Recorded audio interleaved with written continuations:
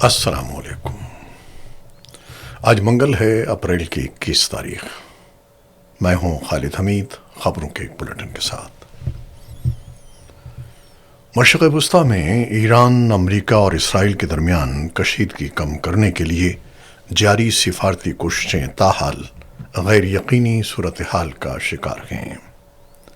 ایران نے واضح کیا ہے کہ وہ دباؤ یا دھمکیوں کے ماحول میں مذاکرات نہیں کرے گا، جبکہ امریکی صدر ڈونلڈ ٹرمپ نے ایران پر دباؤ برقرار رکھنے کا عندیہ دیتے ہوئے بندرگاہوں کی ناکہ بندی جاری رکھنے کی بات کی ہے جب تک کوئی معاہدہ طے نہیں پا جاتا۔ دوسری جانب اسرائیل اور لبنان کے درمیان 10 روزہ جنگ بندی کے باوجود جنوبی لبنان میں اسرائیلی حملے جاری ہیں، جن میں جانی اور مالی نقصان کی اطلاعات ملی ہیں۔ اسرائیلی قیادت نے حزب اللہ کے رہنماؤں کو دھمکیاں بھی دی ہیں، جس سے خطے میں کشیدگی مزید بڑھ گئی ہے۔ امریکہ اور ایران کے درمیان ممکنہ مذاکرات جو پاکستان میں ہونے کی توقع ہے، تاحال غیر یقینی ہیں کیونکہ ایران نے شرکت کی باضابطہ تصدیق نہیں کی ہے۔ تاہم ذرائع کے مطابق امریکی نائب صدر جے ڈی وینس کی اسلام آباد آمد متوقع ہے، جبکہ پاکستان دونوں ممالک کے درمیان رابطے برقرار رکھنے کی کوشش کر رہا ہے۔ یورپی ممالک خصوصاً اسپین، سلووینیا اور آئرلینڈ نے اسرائیل کے ساتھ تعلقات پر نظر ثانی کا مطالبہ کیا ہے، جبکہ عالمی توانائی ایجنسی نے خبردار کیا ہے کہ اس تنازع نے عالمی توانائی بحران کو مزید سنگین بنا دیا ہے۔ ایرانی حکام کا موقف ہے کہ موجودہ حالات میں مذاکرات ممکن نہیں ہیں اور امریکہ پر الزام عائد کیا ہے کہ وہ غیر ضروری مطالبات اور خفیہ مقاصد کے تحت دباؤ ڈال رہا ہے۔ ایرانی فوجی قیادت نے بھی کسی بھی جارحیت کا فوری اور سخت جواب دینے کا اعلان کیا ہے۔ ادھر امریکی صدر ٹرمپ نے کہا ہے کہ ایران کو جوہری ہتھیار رکھنے کی اجازت نہیں دی جا سکتی اور اگر مذاکرات ناکام ہوئے تو جنگ کا امکان موجود ہے۔ ان کے مطابق جنگ بندی میں توسیع کا امکان کم ہے اور معاہدہ نہ ہونے کی صورت میں صورتحال مزید خراب ہو سکتی ہے۔ مجموعی طور پر خطے میں سفارتی کوششیں جاری ہیں، لیکن عدم اعتماد، فوجی سرگرمیوں اور سخت بیانات کے باعث امن کی راہ ہموار ہوتی نظر نہیں آ رہی۔ صدر ڈونلڈ ٹرمپ نے اسلام آباد میں متوقع مذاکرات کے حوالے سے کہا ہے کہ امریکہ کا موقف بالکل واضح ہے۔ ایران کو کسی صورت جوہری ہتھیار رکھنے کی اجازت نہیں دی جا سکتی اور مذاکرات کا بنیادی نکتہ بھی یہی ہے۔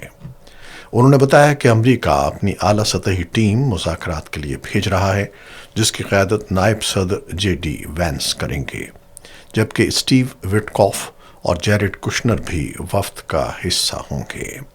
یہ وفد جلد اسلام آباد پہنچنے والا ہے۔ ٹرمپ نے عندیہ دیا کہ اگر مذاکرات میں پیش رفت ہوئی تو وہ خود بھی ایرانی قیادت سے ملاقات کے لیے تیار ہیں۔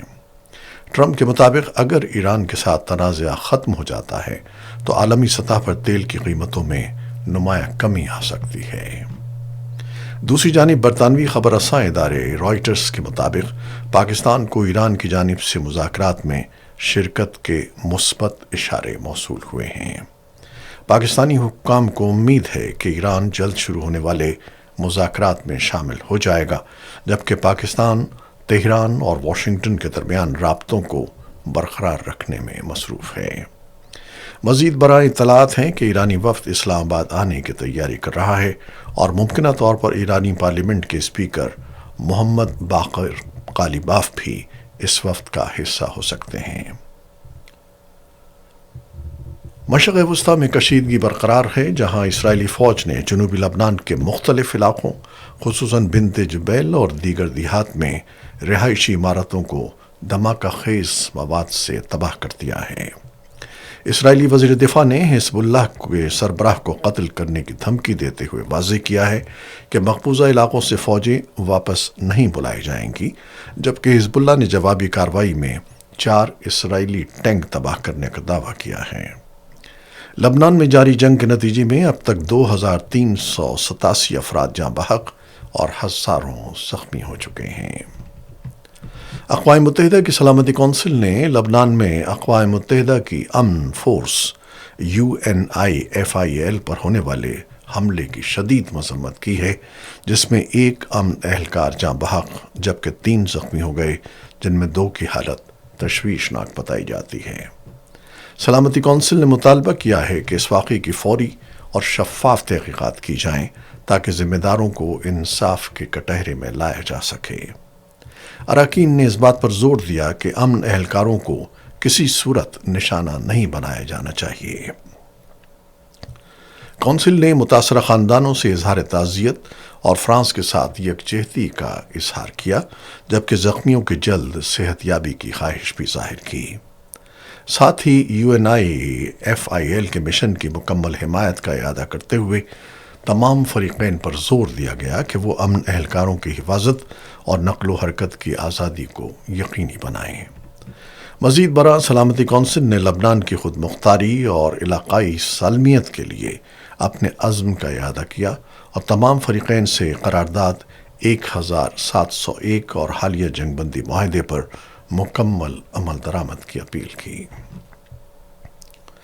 فلسطین میں بھی صورتحال کشیدہ ہے، جہاں رام اللہ کے قریب المغائر گاؤں میں اسرائیلی آبادکاروں کی فائرنگ سے ایک کم سن طالب علم سمیت 2 فلسطینی شہید اور 4 زخمی ہو گئے۔ غزہ میں بھی اسرائیلی حملے جاری ہیں، جبکہ حماس نے جنگ بندی کی خلاف ورزیوں پر اسرائیل کے خلاف ثالثوں سے مداخلت کی اپیل کی ہے۔ متحدہ عرب امارات نے غزہ میں انسانی ہمدردی کی فراہمی جاری رکھتے ہوئے 100 ٹن غذائی سامان پر مشتمل ایک امدادی طیارہ مصر کے شہر العریش پہنچا دیا ہے۔ امدادی کھیپ میں تقریباً 4000 غذائی پیکیجز شامل ہیں، جو غزہ میں متاثرہ خاندانوں کی بنیادی ضروریات پوری کرنے اور غذائی تحفظ کو بہتر بنانے کے لیے تیار کیے گئے ہیں۔